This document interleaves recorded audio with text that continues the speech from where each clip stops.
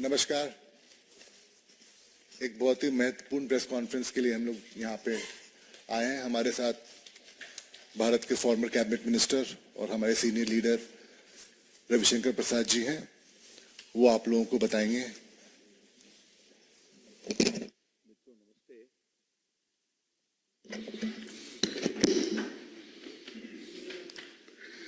एक विषय बहुत गंभीर है जिसको राष्ट्रीय स्तर पर बहुत प्रभावी रूप से लेने की जरूरत है। श्रीमान डीके सुरेश ये वहां के जो उप मुख्यमंत्री हैं उनके छोटे भाई हैं, कर्नाटक के, लोकसभा के एमपी हैं। इन्होंने एक वक्तव्य दिया है कि कर्नाटक के साथ नाइंसाफी होती है बजट वगैरह में, तो हमें एक अलग देश की मांग करनी पड़ेगी। उनके शब्द में, if we do not condemn it today, then in coming days a necessity will arise to put forth a proposal for a separate nation for the South। Kannada में उन्होंने बोला था, उसका अंग्रेजी अनुवाद। मित्रों, में उनको एक मिनट भी एमपी रहने का अधिकार नहीं है, ये बात तो मैं भी अलग से बोलूंगा। लेकिन राहुल गांधी जी भारत जोड़ो यात्रा कर रहे हैं और उनके सांसद जो उनके प्रदेश अध्यक्ष और उप मुख्यमंत्री के छोटे भाई हैं, वो भारत तोड़ने की बात कर रहे हैं और अभी तक उन्होंने कोई कमेंट नहीं किया है इसको डिसोन करते हुए। सोनिया गांधी भी खामोश हैं,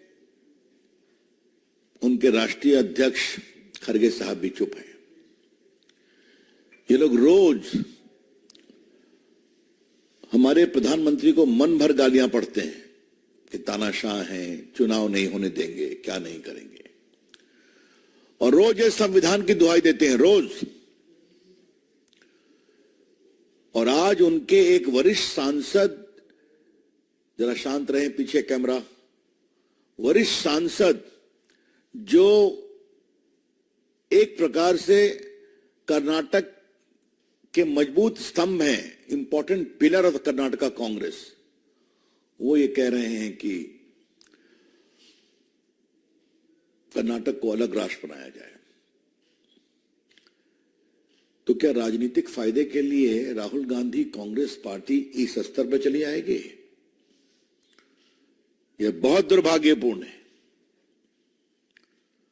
और रोज हमारे ऊपर संविधान के उल्लंघन की दुहाई देने वाली कांग्रेस, उसके नेता, उसके राष्ट्रीय अध्यक्ष राहुल गांधी, सोनिया गांधी, सारे एलाइज, आज उनको संविधान के अनुसार जवाब देना जरूरी है कि इन लोगों ने, किसी ने भी डीके सुरेश के इस असंवैधानिक टिप्पणी का विरोध नहीं किया है। All the leaders of the so-called India Gathbandhan are maintaining a conspicuous silence on this utterly shameful, irresponsible and unconstitutional comment of the Congress MP from Karnataka, Mr. D.K. Suresh। ये बात मैं कहना चाहता हूं। अब थोड़ा मैं संविधान देश के सामने रखना चाहता हूं।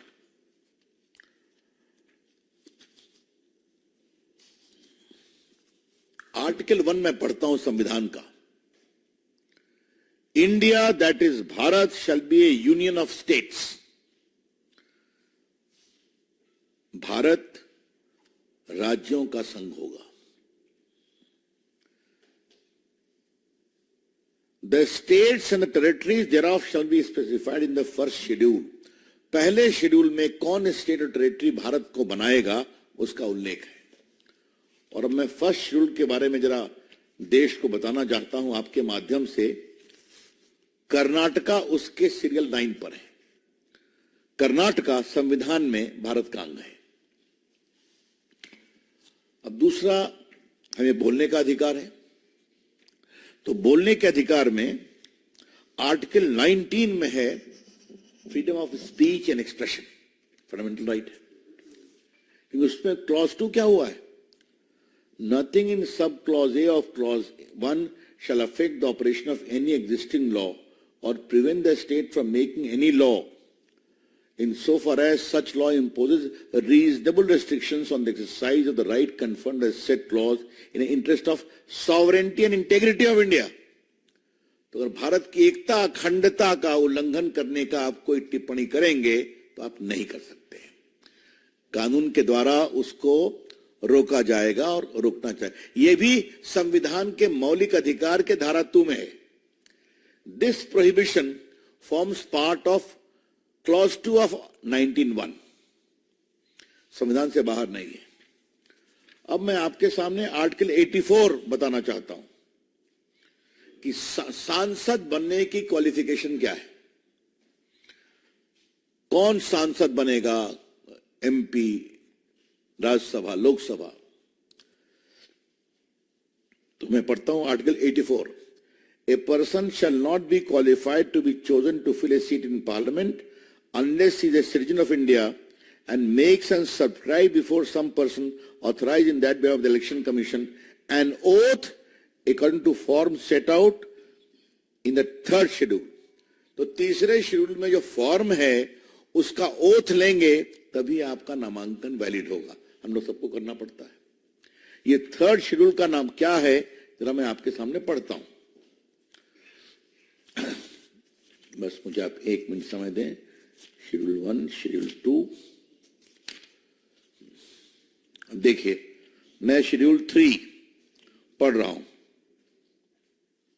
Form of oath or affirmation to be made by candidate for election to parliament. I so and so nominated do hereby solemnly affirm that I will bear true faith and allegiance to the Constitution of India as by law established, and I will uphold the sovereignty and integrity of India। तो भारत की संप्रभुता और एकता को बनाए रखने की आप शपथ लेते हैं, लड़ने के पहले और फिर लड़ने के बाद।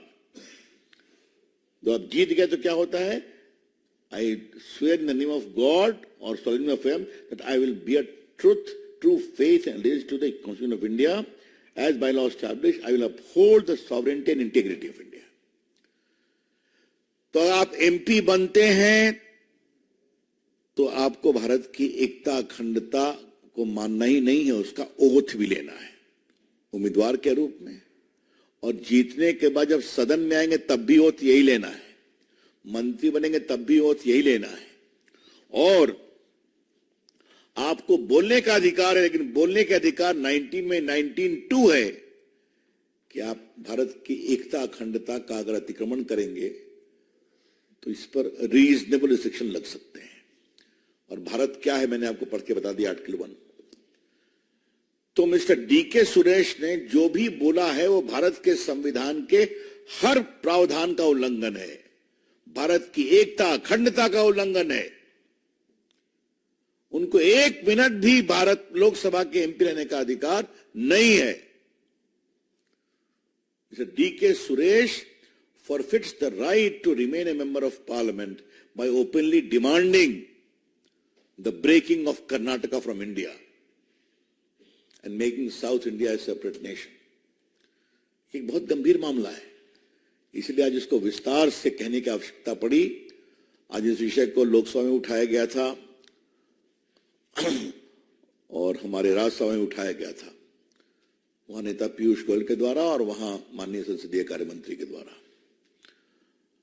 और वहां भी मैं सीधा कहूंगा, मैडम सोनिया गांधी क्या आप माफी मांगेंगी? राहुल गांधी क्या आप माफी मांगेंगे? और खड़गे जी रोज जो आप मोदी जी पर क्या क्या नहीं कहते कि फासिज्म है, इलेक्शन नहीं कराएंगे, आप माफी मांगेंगे क्या? इनको सस्पेंड करेंगे? ये हम बड़े सवाल उठाना चाहते हैं, क्योंकि ये भारत की एकता और अखंडता पर इतना गहरा आघात किया गया है और कांग्रेस पार्टी खामोश है। जो डिप्टी सीएम के भाई हैं, इनके पास 338 करोड़ की संपत्ति है। ये मैं नहीं कह रहा हूं, जब चुनाव लड़ रहे थे तो उन्होंने डिक्लेयर किया है। तो अच्छे भले आदमी है पैसे के मामले में, ठीक है, उनका निजी मामला है, वो काफी कुछ चलता है उनके परिवार में, अलग विषय को भी चर्चा करेंगे। लेकिन ये जो बात कही जा रही है कि कर्नाटक के साथ अन्याय हो रहा है। अभी माननीय प्रधानमंत्री जब व्रत रखे हुए थे तो कर्नाटका गए थे ना, बेंगलोर, बोइंग की इतनी बड़ी फैसिलिटी का उद्घाटन किया था ना उन्होंने, अभी हाल में अयोध्या के मंदिर के उद्घाटन के पहले, प्राण प्रतिष्ठा के पहले। आज बेंगलोर, कर्नाटका इतनी बड़ी आईटी का हब है कि नहीं? और मुझे मालूम है कि जब मैं देश का आईटी मंत्री था तो मोबाइल मैन्युफैक्चरिंग की बहुत बड़ी फैक्ट्रियां वहां खुली हैं, भारत सरकार के प्रयास से खुली हैं।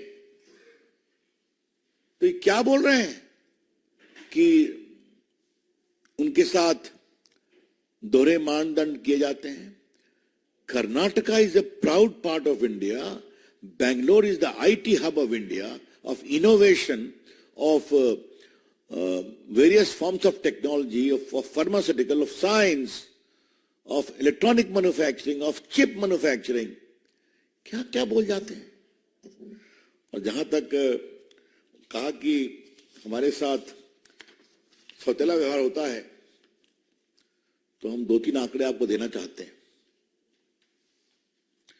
यूपीए 2 में कर्नाटका में 2009-14 में जो टैक्स डिवोल्यूशन हुआ, आपको मालूम है जब टैक्स आता है तो उसको राज्यों को भी बांटते हैं, तो कर्नाटका में टैक्स डिवोल्यूशन था 53,396 crore. In the 5 years during the Manmohan Singh government from 2009 to 14, tax devolution for Karnataka stood at 53,396 crores. Whereas in 14-19 under Shri Narendra Modi ji, it has crossed 1.35 lakh crore. तो 53,000 करोड़ से nearly double. अब देखिए 19-20 में 30,919 करोड़ रुपया devolve हुआ है, 20-21 में estimate है 24,273 करोड़, और उसके बाद 22-23 में लगभग 30,000 करोड़। मैं एक साल की बात बता रहा हूं। ग्रांट्स इन एड्स भी बढ़ा हुआ है, सब मेरे पास डिटेल्स हैं। तो ये भी आरोप जो है कि कर्नाटक के साथ भारत सरकार स्टेप मदरली ट्रीटमेंट करती है, ये बहुत ही बेबुनियाद बात है, फैक्चुअली इनकरेक्ट है, तो हमें उसका ही प्रतिकार करना था। लेकिन ये सब सेकेंडरी है। Mr. D.K. Suresh has committed a gross impropriety as a member of parliament by openly talking about the breakup of India. This is a clear violation of the constitutional main point of unity and integrity. Why is Congress party silent? Why is Sonia ji silent? Why is Mr. Kharge and Rahul Gandhi silent? And when Rahul Gandhi is supposedly moving in the entire country to unite India, and the important leader is publicly declaring to break away India. That is the unfortunate part of it. Thank you, मित्रों। मुझे अपनी ओर से इतना ही कहना था। आपके कोई सवाल हो तो उसका मैं उत्तर दूंगा। धन्यवाद।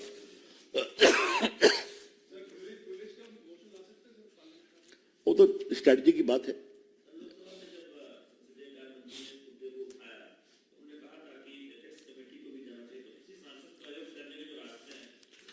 मुझे लगता है कि अपने पार्लियामेंट्री पार्टी की ओर से इस दिशा में सारी कार्रवाई की जाएगी और की जानी चाहिए भी। अभी तक उन्होंने माफी भी नहीं मांगा है। हाँ, बिल्कुल।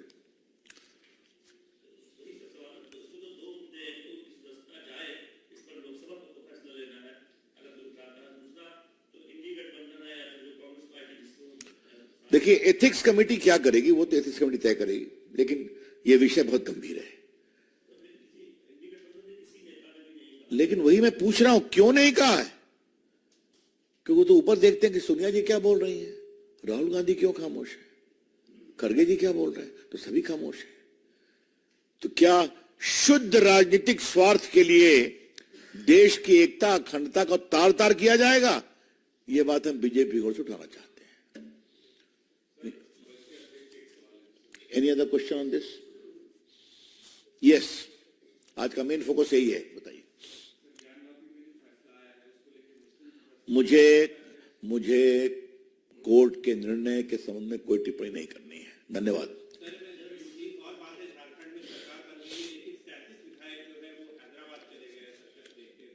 अभी आप मुझसे क्यों पूछ रहे हैं भाई? ये सवाल उनसे पूछिए ना कि मुख्यमंत्री बन गए, सरकार बन गई, मंत्री शपथ ले लिए, तो क्या गाड़ी हिलडुल रही है क्या? देखिए, मैं एक बात आज आपको क्लैरिफाई कर देना चाहता हूं। तो मैंने कांग्रेस पार्टी की टिप्पणी में देख रहा था, तो झारखंड के बारे में तो मैंने बताया था, ये कांग्रेस पार्टी का कोई चेहरा है टिप्पणी करने का? याद करिए कितनी बार चुनी हुई सरकारों को डिसमिस किया कांग्रेस पार्टी ने। शुरू करूं, नंबूदरी-पाद की केरला की सरकार सीपीएम की पहले डिसमिस किसने किया था? कांग्रेस पार्टी ने किया था। प्राइम मिनिस्टर कौन थे? नेहरू जी। और अध्यक्ष कौन थी? इंदिरा गांधी, कांग्रेस की। पूरी इमरजेंसी में कितने को डिसमिस कर दिया, याद है आपको? बीच में डीएमके की सरकार को भी डिसमिस किया गया था, करुणानिधि की सरकार को कांग्रेस पार्टी ने। और तो और 6 दिसंबर के बाद यूपी की छोड़िए, राजस्थान की बीजेपी की सरकार शेखावत जी की, एमपी की सरकार पटवा जी की, और शांता कुमार की हिमाचल प्रदेश की, तीनों को डिसमिस कर दिया था। ये क्या इनका चेहरा है? कहते हैं at a drop of a hat they used to dismiss. मुझे सरकार पसंद नहीं है। और दक्षिण भारत की बात करने वाले लोगों को, मुझे टी नंजैया को राजीव गांधी ने हैदराबाद एयरपोर्ट पर क्या बेइज्जत किया था बताने की जरूरत है क्या? तो ये लोग हमसे सवाल पूछते हैं, कांग्रेस के लोग, जिन्हें संघवाद का, विपक्षी सरकारों का एक प्रकार से असंवैधानिक रूप से डिसमिस करने में क्या कीर्तिमान स्थापित किया था, हमसे सवाल पूछते हैं। आज तो देखिए, गवर्नर साहब ने शपथ दिलाया, 10 दिन का मोहलत दिया, जो सुप्रीम कोर्ट का मैंडेट है, साबित करिए। तो अगर साबित करने के लिए आपको हैदराबाद ले जाना पड़ रहा है, तो क्या मामला है? चलिए, धन्यवाद।